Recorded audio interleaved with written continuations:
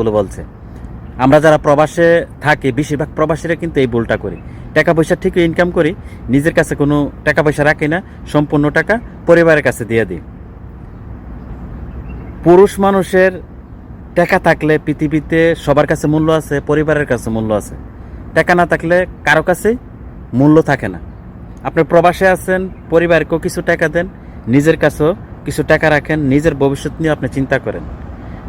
আপনি যাদের জন্য এত কিছু করতেছেন, নিজের ভবিষ্যতের কথা চিন্তা না কইরা বিদেশ থেকে বেশি না, মাত্র 3টা মাস গিয়া পরিবারের উপরে আপনি খাইয়া দেখেন, তখন বুঝতে পারবেন যে আপনার পরিবার আপনাকে কতটুকু ভালোবাসত। একমাত্র আপনাকে ভালোবাসে কিসের জন্য? আপনি বিদেশ থেকে টাকা দেন এই জন্য। আপনি যদি টাকা না দিতে পারেন, দেখবেন পরিবারের কেউ আপনাকে ভালোবাসবে না।